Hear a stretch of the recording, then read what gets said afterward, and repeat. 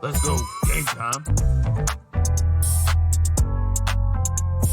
Welcome to the Better Baby Daddy podcast. I'm one of your co-hosts, John Laxman. I'm your other co-host, Kelly Burgess. And today we're going to talk about dealing with difficult BMs.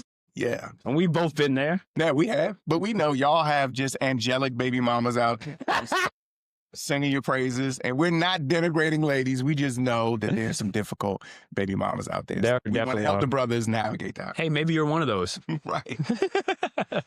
Don't add us, please.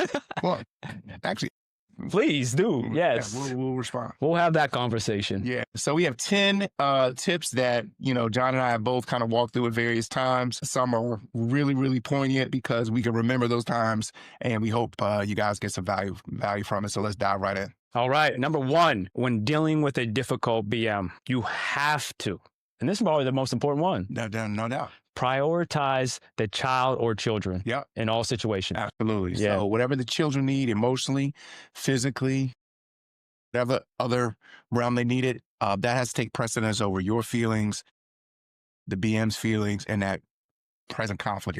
Yeah. So no matter what you're receiving from that difficult BM, how can you redirect that and support your child the best way possible? Right? And it can be hard. Yes. Right? Yes, absolutely. It can be hard, and it changes as your child gets older, depending on the gender. They need different things at different times. And so constantly reflecting and resetting on, okay, what does my 7-year-old daughter need from me right now? Mm-hmm. What does she physically need from me? Emotionally, what does she need? Mhm. What does she need to hear from me? And can I continually deliver that no matter what I'm getting, Yes. baby mom, even if what I'm trying to give is being thwarted. Yeah. So- Or misconstrued. Yep. Right? Or my time is being limited. Or I feel like my finances are being drained and used inappropriately. Yeah. It's prioritizing the child, putting that child first in spite of everything that you're feeling. Mhm. You're getting kicked in the nuts and you're standing up straight. And just, one practical tip is saying to yourself, asking yourself, what does my child need right now? And then when it's a heated moment between you and the BM, hey, let's take a break. What does our child need right now? What does she need? Just kind of throwing that out there as like as a baffle of like, let's stop this back and forth with one another. And Yeah. let's put the priority back where it needs to be. Yeah. Can you think of an instance where I'm going to ask a difficult one, where you did not prioritize the child Uh, and you look back on it and you're just like, damn, I try to forget those things. Yeah. man. You can ask me the same one, don't No, you? no. Yeah. I'm trying to think. I can't, you ask good questions. I can't think of one right off the top. The things I think about mostly are when my oldest kids, when they were kind of coming up and they were younger, but the oldest of the set Uh-huh. would see my ex and I arguing. And what they needed at that moment was they didn't need to see that. And so, but I knew that it was bad for them to see us argue, and I kept engaging in the argument. Yeah. When mentally, I was like, there was almost a voice saying, hey, you need to stop this. Like put the brakes on this. Mhm. But the ego is like, The ego is like, we're not back in that. Yeah. I can't set this example for my boys, right? It's the worst example except for them. Mhm. So I can't think of a specific one, but I do remember times where I was so elevated and not in charge of my emotions. We're going to speak to that later, where there was a voice in my head says, get in charge of your emotions. Mhm. But I was like, F that, I'm going. I'm going. Yeah. She's there, I'm there. Yeah. Let's go, right? Wow. So that's for me. I think for me, just dumb things. Dumb things. So before things were always kind of off center after I split up with my first BM. But before we actually had a neutral site to meet at, which was the police station, I used to bring my new girl, bro, listen, Okay. I'm talking, Do some stuff. I used to bring my new girl with me to pick up Mhm. my child, but we would park outside my old BM's, my ex-BM's home, right? But in that moment, my new girl's just like, yeah, I come with you. I deserve to come with you type. Not those are her exact words, but that was the feeling. Right. Like, listen, I'm in your life. Right. I'm going to be there. Right. But me saying, didn't want to deal with that situation because not standing on what I believe to be right as a man, but just going like, all right, I'll just appease this woman in this Yeah. situation. All right, yeah, you can come. Yeah. Even though in my head I'm going, This is oh man, this is not good. Not This is good. not great. So, one of the times we had pulled up and my car's tinted. So you can't really see inside, Right. but I'm picking up my daughter. I get her in the back seat and my ex comes walking out the house. I'm like, oh no. She can see through the tent. Somehow that X-ray vision and the fire. And I'm not going to go into details of the craziness of the situation, Right. but it led to, Right. you know, blue and red lights showing up. Yeah. And after I'm leaving, I'm just like, now I'm getting it from the passenger seat. Mhm. I'm looking in the back seat at my daughter. She's just like, What's going on? right? And by the time I got home, because it's about an hour drive to get home, Mhm. right? I'm thinking that was not what was best for her. Exactly. Like there was no reason Right. like for her to be with me in that moment, Right. because it created a situation that should never been created. Right. Whether she believed that it was right for her to be there or not, Right. it wasn't right for me to bring her along. Correct. It wasn't right from the standpoint that I should have known better, that putting her, and I'm talking about her, my current girlfriend, in that situation was unnecessary. Right. No matter what she felt. Yeah. Putting my child in that situation, completely unnecessary. Yeah. And then I'm responsible and accountable for creating that situation. Correct. Because all I had to do was be a man and be like, nah, listen, this is what could possibly happen. Right. And I don't want that to happen. Right. And I don't want it to happen in front of her, my daughter. Exactly. But I didn't stand up. It's tough. Yeah. In the moment, but you know, it was a great story, and it did bring us to mind some other stuff. Not gonna get into it right now. But yeah, but you know, but if we can ahead of time, Yes. we keep our children as a priority, it will help alleviate a lot of issues and keep your baby mama from being more difficult than she needs to be. So the whole premise today is like when you're dealing with a difficult, partner or ex-partner, is don't do things to make it more difficult for them to deal with you. Right? Don't be the gasoline. Don't be the gasoline. Right. So prioritize the kids as much and be, just be straightforward with that and speak that a lot. Yeah. Too. This kind of speaks to that. This is it. With the new ladies that come along. Yeah. Hey, setting some clear boundaries. Right. On, hey, at different phases, hey, I'm down with you or whatever, but hey, at different phases, you may or may not be able to do these different things. So clear boundaries means, hey, this is what I'm going to do, this is what I'm not going to do, whether that's with the BM or you have other people you're introducing into the situation. You just know where you stand as the man and you've communicated that clearly. Right. Yeah. Yeah. So those clear boundaries have to be set from the jump. Just the conversation we were having before in the dating game, right? Here's my boundaries. Right. So, I'm starting to date, or I'm in a relationship now with someone that's new, and I still have, my BM over here. Right. I have to first set those boundaries with my new lady. Like, listen, we're about to jump into this relationship, but here's the boundaries, just so you know. So if you don't want to jump into this relationship because you don't like these boundaries, I get it, but I'm not moving these boundaries. Right. These are here to protect my children. Right. And if you don't understand it, then that's on you. Right. And then so you have those boundaries with your new girl, but now we have these boundaries with our BM as well. Right. So what do those boundaries look like with our BM? Right. Like, we're not going to have conversations about anything besides the child. Okay, that's a boundary. Yeah. So anything concerning the child falls within that boundary. Anything outside of that, I'm not having a conversation about with you, because I don't want it to dive into something where the water's too deep and I can't swim. Right. Yeah.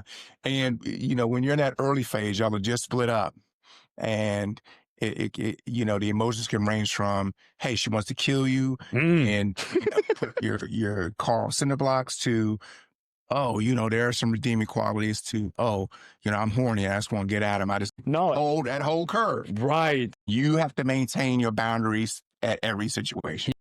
Hey, when it's elevated, my boundary is, I'm not going to call you out your name or engage in a conversation with you. I'm going to remove myself from that.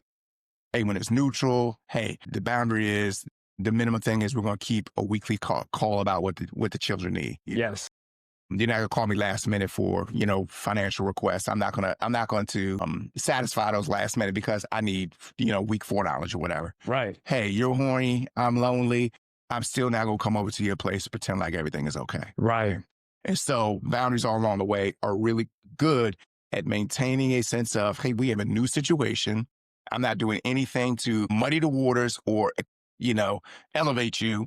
I'm as consistent as the sun rising the next morning. There it is. I heard a great quote, and what separates, or one of the things that separate boys from men, is sexual discipline. And I said, whoa, our boys are out there chasing tail. They're doing anything and everything. Yep. They're hooking up with their BM when they know they shouldn't be. Yep. Having that discipline to say, no, Yeah. here's the boundary, not crossing it, Yep. because I know where that's going. Yeah. And it's somewhere that I'm not going to like. Right? Yeah.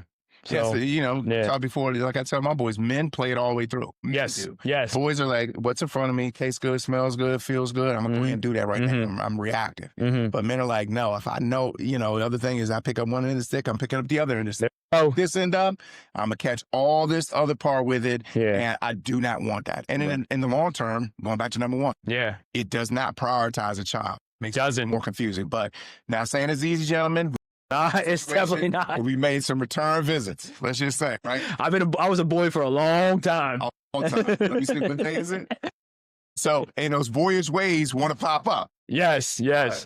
A man keeps that dog on the porch and keeps that leash tight. Absolutely. You do have to keep that tight. So, clear boundaries. Clear boundaries. Those clear boundaries have to be established from the jump. You can't, we work in education, and a old school educator told me this, and I think it connects to this, right? Once the horses are out and they're wild horses, you're not bringing them back, or the work that's necessary to bring them back is completely exhausting. 20-fold. So them boundaries from the jump are so necessary. Yeah. Being proactive is so necessary, because if you don't set them from the jump and now you're trying to set them 6 months into a situation, good luck. Yeah. And you may have to still do that, but just understand it's gonna be a lot. It's a whole, because now you're changing the dynamic of the relationship of any situation. Yeah. And you've already negatively impacted your children. So to recap the first two, keep the kids the priority, right? And keep clear boundaries. This next one is dovetails with clear boundaries. Absolutely. But you got to have effective communication. And to me, effective communication, like you were talking about before we started filming, is yes, clear, yes, and consistent. Yes. Yeah. And fellas, maybe the most difficult thing for us, listen to exactly what's being said. Yeah. Don't make inferences. Yeah. Like, all right, I don't completely understand what you're saying here. Right. I'm going to repeat it back to you. Is this correct? And if she says no, you just saved yourself, because now she's going to re-explain it and you're going to listen and you're going to understand now. Right. Because that effective communication, I think the most important part of that effective communication is actually understand what's being said. That's true. What's being delivered. Yeah. Yeah. And it's not, if you didn't grow up in a household, and I didn't, where you saw that actively modeled by your parents, you got a steep learning curve, but you can learn like any other skill. And like John said, one of the most effective tools is, hey, if you're unclear, and you do that with me, like if I say something like, I'm not quite catching what you're saying. I think I understand, but I'm not quite catching it. So we rehash it. But with the ladies in particular, because a lot of the communication we really nuanced and detailed. Yes, and have multiple layers. Some hypotheticals in there. Appreciate that about y'all ladies, but it's a lot for us. That bandwidth is like, it's all you can. But if you are able to slow down, and if you're not clear about something, repeat back what they said and have them, and then you restate it. Once they say it again, you're well on the road, and it's a skill. That's the point I was making. It's a skill that you have to practice. It takes energy, but it will save you a lot of grief and make it easier to deal with a difficult baby mom. Absolutely. And when we talk about effective communication, you are accountable and responsible for delivering your message in the best way possible, but you are not accountable or responsible for their reaction once you delivered it in the best way possible. Right. That's on them at that point. If you were respectful and positive in your delivery, their reaction is their reaction. You're not accountable or responsible for that reaction. Yeah. And you can take into consideration, say, hey, I see you're upset. Now maybe we can pick up this later. Is there anything you're unclear about? And particularly if you've been kind of a guy that's a lot more passive, and all of a sudden you're playing that card. Yeah. It may feel like new shoes to you, but play it. Yeah. Absolutely. Woo! These all connect so. No doubt about it. Man. Number 4, pick your battles. Man. Every day can't be D-Day. Listen, every day can't be D-Day, bitch. And you don't have enough ammunition to continue fighting. No, you don't. Particularly if it's on you're not going to out-argue a lady. No. You're not going to out-talk her if she's elevated. No. And your lady, that thing on the front end that you were so excited about, oh, she kind of spicy. I like that edge. Okay. She bringing that edge day after day. Every pickup, every family gathering when it's supposed to be a happy moment for the kid. Yeah. She bringing that edge. You don't like that edge then. And sometimes it's just what's that? If you respond to If you respond to that, B, you are done. Baby mama, it was a period of time where I would pick the boys up. Say, how's your mom doing? Is she doing all right? And something would come up, and they would recount something that she said about me. I said, did she say anything nice about me? No, not really, Dad. Oh, you're not catching any positive vibes. So, but intense situations come up, you got to decide, hey, going back to number one, is this in the best interest of the kids? Yes. Attack this with the same energy she's bringing? Probably not. And then you got to major in the majors. Yes. In a major, it's going to stay that way early on, but everything ain't a major, Yeah, it's really picking your battles. There's going to be times when you need to stand up, be assertive as a man, and there are other times when you're going to get kicked in the nuts while you're eating glass, and you're going to turn around and you're going to walk away and hold your head high. I remember that. Absolutely, man. And that's an art more than a science. Yes, it is. Y'all's relationship is different than anybody else's relationship. And let me say this, don't get drawn into when you're in the heat of the battle and she says, ask any other woman if you did X, Y, Z, how they would respond. I'm like, I'm dealing with you. Enough. You're plenty. I don't need hypothetical ladies. I don't need to do a poll of 10, 15 ladies to determine whether what I did was jacked up or not. Like, if it's jacked up to you battle about it, I'm dealing with it. But you're right. There's some things that are non-negotiable. And child safety, child's education, those big things that you want your kid to progress through. You need to have some clear understanding about what you want and be able to communicate that and be ready to tussle with that. But it can't be whether, it's pink bows or her hair's going to be in both. Or you thought she gave you side eye. Like, it can't be that. It just can't. There's a verse in the Bible says, a wise man overlooks an offense. And so. Say that again. A wise man overlooks an offense. Oh, okay.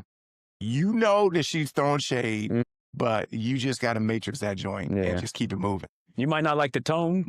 You might not like the sentence structure or the verbiage being used. But hey, man, is it in the best interest of your child? Right. And did you set that boundary where you're not going to cross? Right. And if you've done those things, move forward. Yeah. Yeah.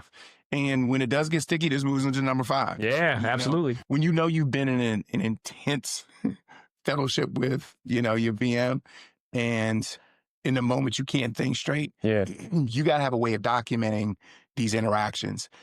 For 2 reasons. One, so you can kind of have a reference point to, we had a really heated discussion about finances here. And I said this, you said this, we weren't able to come to an agreement.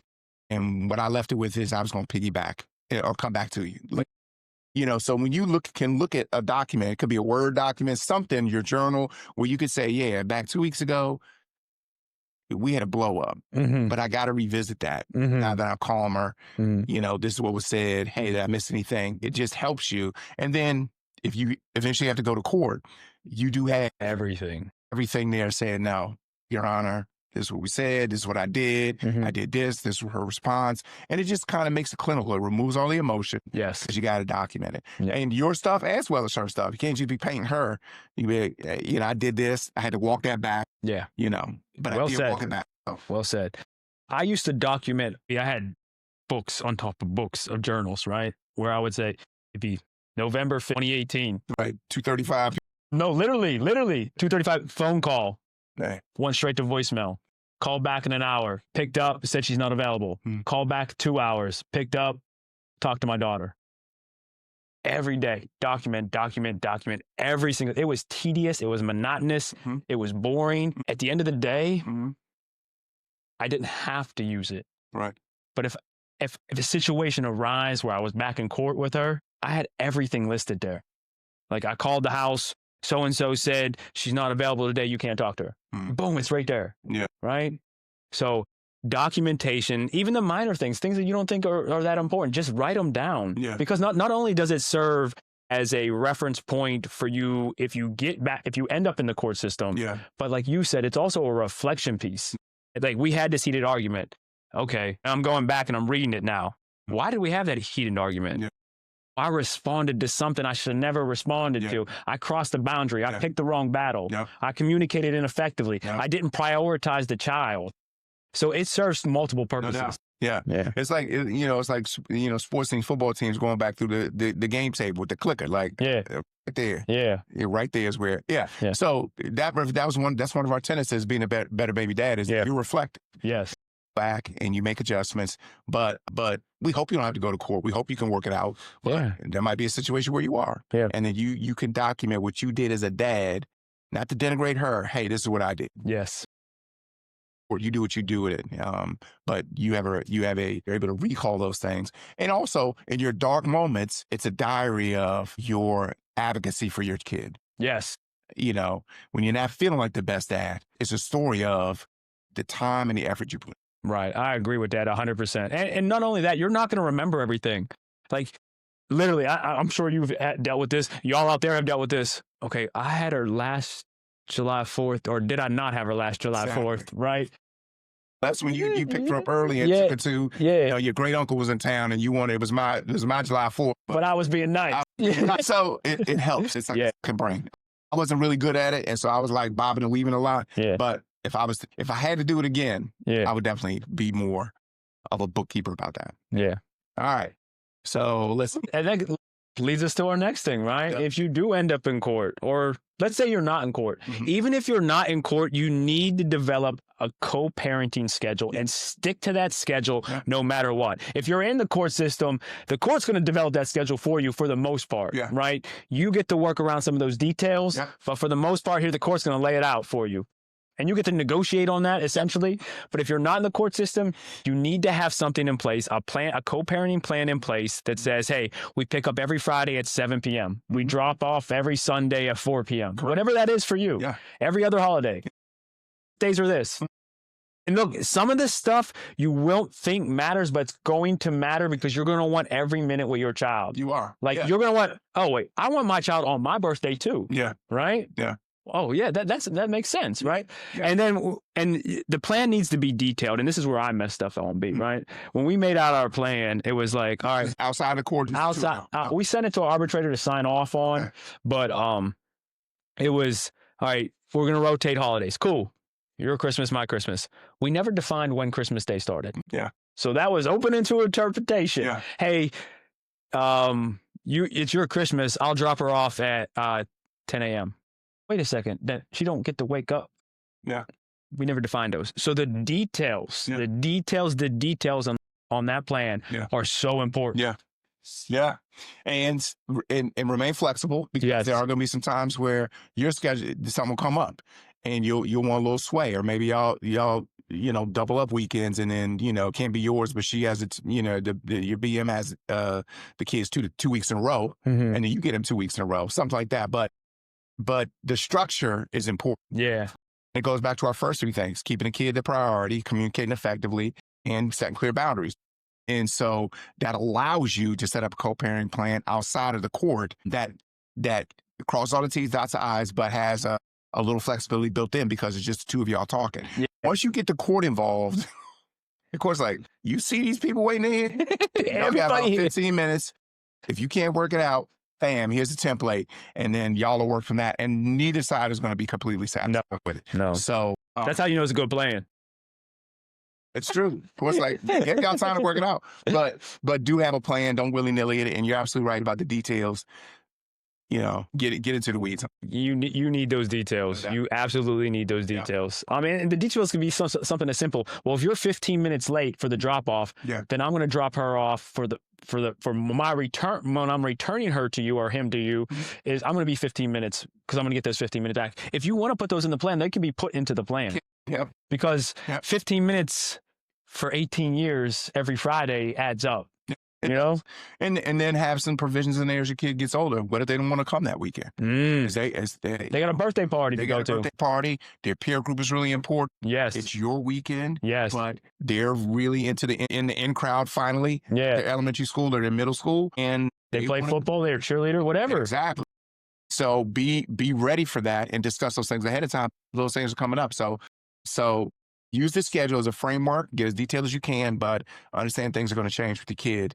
And remain flexible. Absolutely. My child right now, my oldest, is getting to the age where I can see, like, hey, Daddy, I love you, and I want to come, but it's she's involved in activities. Yeah. You know, oh, I'm sorry, we have this activity this weekend. Yeah. Okay. Here's one thing I'll say though. One thing I'll definitely say: there are certain things that should not be negotiable, and you should not be flexible on, no matter what. And to me, that is Father's Day. Father's Day is a non-negotiable. Okay. Any day could be Father's Day, right? Right. Essentially, right? And it's a made-up holiday, right? Yeah. Blah blah blah blah blah. But value yourself, value your time with your children, Right. value the fact that you're a father, place importance on that. Because now, after 10, 15 years of your child always spending Father's Day with you, they will understand the importance of you. They'll understand the importance of the day itself. Yeah. So do not negotiate things like Father's Day. When did Father's Day start for you? The night before? Was she dropped off the night before, or you would pick? It depends on how it fell. It's like sometimes Father's Day falls on my weekend. Oh, okay, I got it. So then we good, Okay, right? yeah. But yeah, that was another thing where I didn't iron out those details at the jump. Right. So they didn't say when Father's Day started. So, hey, we're going to go out with my dad, her grandpa first, and then we'll drop her off with you. Hey, gets complicated. It does. It gets so details. Yeah. So you with your daughter for dinner. Yeah. And so work it out. Yeah. So what a schedule and good communication does, it allows you to be number 7. Yes. It's very reliable. Yeah. Yeah. And nothing speaks love to a kid. I mean, each kid has their own kind of combination of love languages, but you keeping your word and then being able to tell time by you in terms of daddy said he's going to do this and you delivering is gold. 100. You know, don't think in terms of minutes, hours, days, and weeks. They grow into that later. But if you say, hey, this Saturday, I'm going to pick you up and we're going to go to, the Lego store. Believe me, they understand when that Saturday is. Yes. And you got to show up. Yes, man. I don't know if there's anything more important than remaining consistent and reliable to your children. Because number one, you're prioritizing your child, right? You're setting boundaries with those people outside of your children. Like, hey, no, it's Saturday. This is what we're doing this Saturday. I'm sorry. You can't come. You can't be there. I can't be there. I'm not going to this session or that meeting, whatever it may be, right? I've communicated effectively to my child. And to me, I'm very careful when I tell my children we're going to do, because I have to make sure I'm going to follow through on that all the time. So even it's like, if she's talking to me in the morning, she's like, Daddy, can we go to the park today? I'm going to check the weather. Right. I'm going to check my schedule twice. I'm like, all right, we can go to the park. Yeah. And it pays off in the long run, B, because just this Saturday, was it Saturday or Sunday morning? Saturday morning, right? Friday night, she's like, "Can we go to the park tomorrow?" And I said, "Let me look at the weather, make sure it's not going to rain." And in the morning, Saturday, she said, and I said, "All right, we'll go to the park Saturday morning." We went to 3 different parks because, in our area, there's all those little parks around there. We go to the co-op store. I get her a chocolate cookie and some milk and some chocolate milk. We're sitting on the bench, B, and she's sitting there. She's eating her chocolate cookie, drinking her milk, and she looks at me and goes, "Daddy, this is the best day ever. Hey, I won because I was consistent. I kept my word, and I was reliable." Yeah. And, that daughter is how old? 5. 5. Okay. So it doesn't change. No. My adult boys, who I missed a huge swath of time with, a section of them. And so it's almost like I was telling you, it's almost like visitation weekends, with them, even though they're adult men. Got grown jobs, some of them with kids. But it's like, hey, fellas, here's the spring schedule. We're going to do this, this, this, and this. And so we went to a jazz club. The travel's there, the event, the travel's back. But it was planned 5 or 6 weeks out. Yeah. I got the tickets. Hey, fellas, who's coming over? They came over to the house for dinner first, cook some steaks. And so it was a date out with the guys, but it got planned and it happened. Yes. And with a couple of them, it's like, yeah, Dad, you'll say some stuff, but, you're cool, but I know it's not always going to happen, right? And so I'm building that consistency of like, no, I plan this thing, we're going to do it. And fabulous time. Belly laughs. Yeah. Best time, Dad. Yeah. Thanks for setting it up. And so whether it's 5 or 25 or 30, yes, that consistency really, really matters. It does. Really matters. So. It will so much. It's such a positive impact on your child's life. Yeah. Just being there. Yeah. Being present. Yeah. And what it does too, and when, the whole theme is dealing with a difficult baby mama, is it wears away the bitterness and her picture of you as a negative person, right? When you're consistently showing up and that's the evidence that's coming and you're calm. Yeah. Emotions are under control. We'll talk about that later. It's like water over a stone. it's eventually going to smooth that out. And she won't have anything. She may never get rid of the feelings of you're not with me or you did me wrong or whatever it was that caused y'all to break up. Yes. You know, women feel deeply and they don't forget. But the evidence of, hey, that dude was always there. He loved his kids. Right. I never heard him after a certain point speak badly about me. It just wears it away and it makes it much easier to deal with a difficult breakup of partner. Yeah. And you're prioritizing your child at the end of the day, right? That's what it's all about. All right. Number 8, big. Right. So sometimes situations are insane. You can do all those other things. Right? More insane than our situations were. Correct. Any story that we have. And in those moments, you got to seek support. And we've talked about that support may look different for all of us because we all might have a different level of comfortability speaking with different individuals. Correct. So that could be professional individuals like therapists. Right. That could be clergy people or religious leaders. Right. It could be men that have went through similar situations. It could be mentors. It might be, well, don't let it be a woman. And I say that not because I'll push back on that a little bit because sometimes you'll have a blind. I mean, it should be any woman. But if you have a woman who's like a sister or like an aunt or she's measured, she's been through things, and she's objective. Okay, a family member is fine. But here's why I'm going to say don't let it be a woman. Okay. Right? And it has nothing to do with their perspective.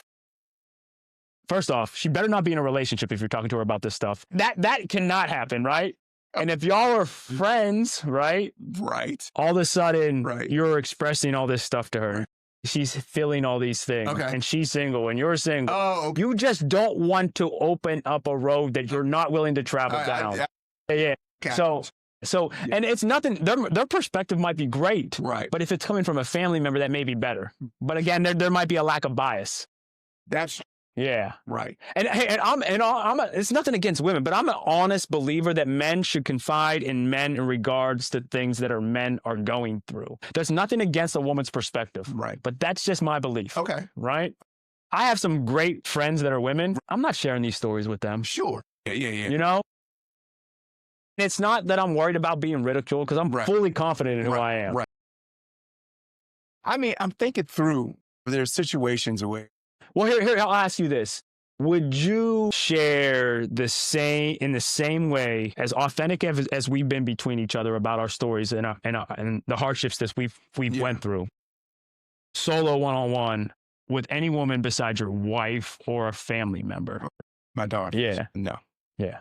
No, not to the degree in the detail that we share. Yeah. I could see myself, like say I encountered, and this was kind of recent, I encountered a situation with my wife where it was new for me. Like I had done something, her response to that thing was just not something I expected.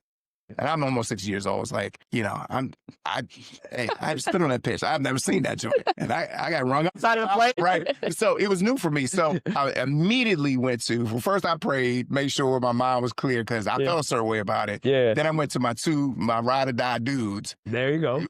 35 years of marriage, the other one 42 years. And say, fellas, I had this situation. Let me bounce it off you. And then there's a couple of sisters that I know.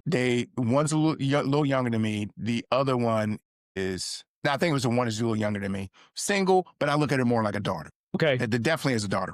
Yeah. But I respect her walk with God so much that I could throw kind of the general situation out and get some perspective because she's older than she is chronologically. You know what I mean? Her wisdom is. And so that helps me kind of round out my understanding of, hey, spiritually a woman might respond to this certain way or she's, this, not confining her like, oh, okay, I got to run to you. But I was thinking that would be kind of a unique situation where I would bounce something off one, but I wouldn't give her the nitty gritty. Yeah. Or, my two guys. So I don't know if I would. Yes. Okay. Extreme caution sharing it with. Okay. I agree. I don't know if I would just be like, no, in no circumstance would I share with another one because I have older daughters that are great. And family members I think family fall into a different category entirely. Yeah. And we also shouldn't be seeking support from everybody. Right. Because then it looks like we're just looking for empathy and sympathy from everybody. Right. Pity me. Yeah. You got to be careful who you share with. Yeah. Because you might be sharing with a dude or a female that is sharing with everybody else. That's the thing. That's the dangerous part. That's the thing you be careful about. Yeah. Is that once that story, don't share with anybody that you don't want it to be, posted on, on the internet. I mean, really, that's, people talk. Yes, they They do. love juicy tidbits. Yes. Close. But there are going to be times when you're dealing with a difficult baby mama where you're going to need some outside. Yes. Yes. And make sure you have that queue of people lined up and go into it wanting the answer, not just answer. You know what I mean? Like if you're in the wrong and something you need to tweak, go to people who are going to give it to you straight like that. Yeah. You don't want any yes men in your corner. No. Yes men are very dangerous. Yeah. Because they'll have you traveling down the wrong road and you won't even know because you're listening to them and they're just saying, yes, yes, yes, you're going the right way, and you're not going the right way. No doubt. Yeah. No doubt. Yeah. So seek support, but be careful on who you seek from and how many people you seek from. Yeah. Yeah. Yeah. Keep that circle small. Yeah, absolutely. Yeah. Sometimes it gets so tense that you gotta get a referee in that situation. Yes, you do. And this is where you probably can't have family members. You can't have somebody who's super close to you because they're not going to be objective, right? Yeah. They are biased, even though they might be super mature and want both of y'all's best interests. It's tough. Yeah. So when you're dealing with, difficult baby mama, get a neutral third party in there to help navigate those things that y'all can't work out on your own. I agree. And that neutral third party usually, unfortunately, if it gets that intense, is the court system. Yeah, they work for the government. Yeah, they work for the government. Generally. And we're not talking Doge. No. Might be a, pastoral thing or something like that or something. Yeah. But they generally, they need to be skilled in these kind of things.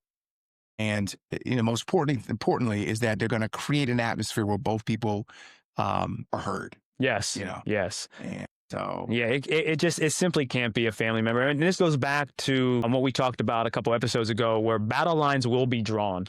And if they're on your side, whether they know it consciously or subconsciously it occurs, they are going to lean towards you. Yeah. Right? And you're like, oh, no, my boy will give it to me straight. He's still going to ride for you at the end of the day. Yeah. He's still going to ride for you at the end of the day. And maybe there are people out there who'll be like, listen, bro, you effed that up real bad. Yeah. But they're still going to ride for you. Yeah. Yeah. And they'll say that, hey, I'm down with you. Yeah. I'm always best for you. Yeah. Yeah, that was messed up what you did. Yeah. And you probably need to walk that back. Yeah.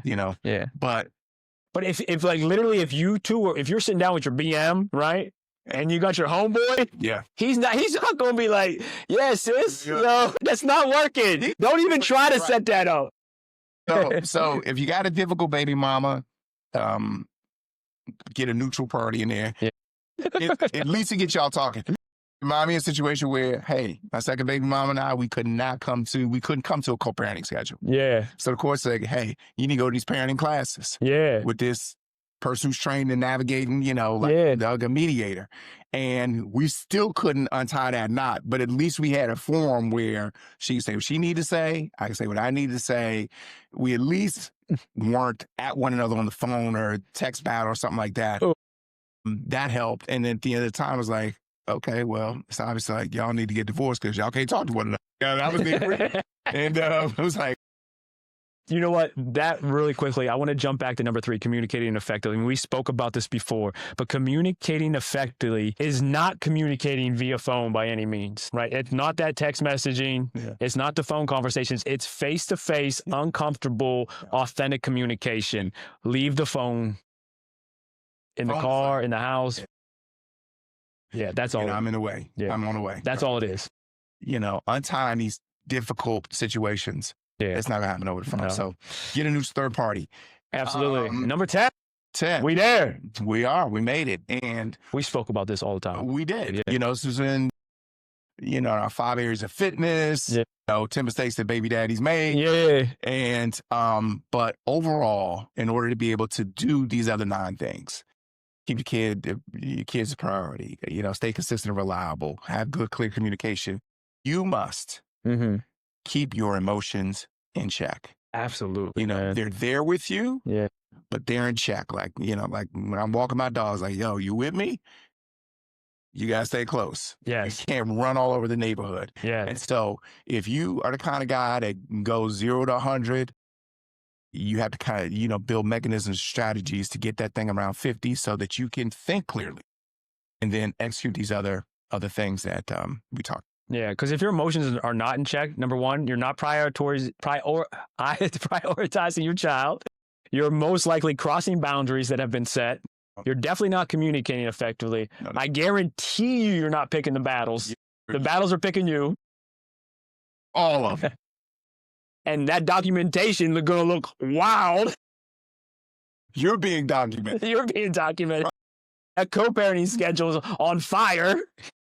Yeah. You're probably not consistent because you're in your feelings, right? You're probably not seeking support or the right type of support if your emotions aren't in check. Like, you're just messing up all of them. You're literally messing up all of them. Yeah. And to keep our emotions in check, we really have to be proactive. Yeah. So what are the things that are going to build my EQ, my emotional intelligence, to where when I'm in a situation and everything's on fire around me, I can calmly reach for the fire hydrant and just start spraying it. Start spraying. What can I do? Like, what do you do? If I do, I mean, when I'm feeling it in my chest, I get control of my breathing. Okay. So I breathe, I recognize, and I'm getting better at this. I'm recognizing that physically I'm having a response. I can't even put my finger on it. It could be a tone of voice. It could be an expression. It could be a subject that I know is coming up. And I literally take breaths through my nose and breathe out so I can calm myself. I ask questions for clarity because when I'm angry, my thinking is not clear. Those are some great ones, man. I like that. Hey. And what else do I do? When I have an explosive moment, I go back to my check-ins. Hey, man, this happened. Journal. All those things we talked about in previous, may be a combination of things. Yeah. The first thing is, let me bring myself back to a calm state. If it's too hot, I say, hey, I need a moment. Yeah. Let me get back to you. All right, I need to think about that.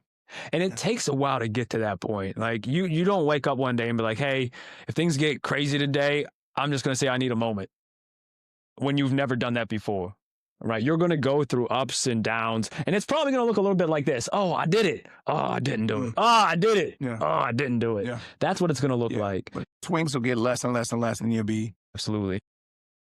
get there, but it does take practice. It does. What do you do?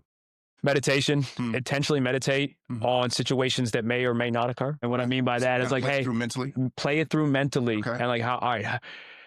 And I honestly try to experience the emotions that would put me in that situation, Really? right? Okay. So it's something that pro athletes do, right?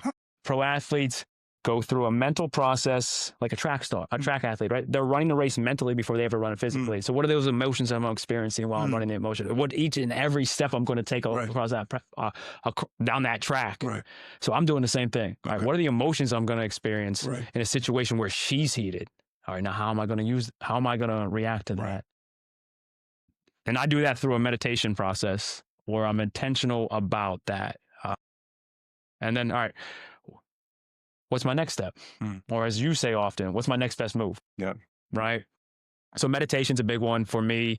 And just placing myself mentally in the situation in general, whether I'm meditating or not. Right. Right. All right. Like I can remember sitting outside the police station, getting there early and just like sitting there and thinking, all right, she shows up today and this happens. I'm going to react like this and this. Oh, wait, but that's probably not the best one. All right, let's react like this. And just walking through that. And maybe that happens. Maybe it doesn't happen. Right.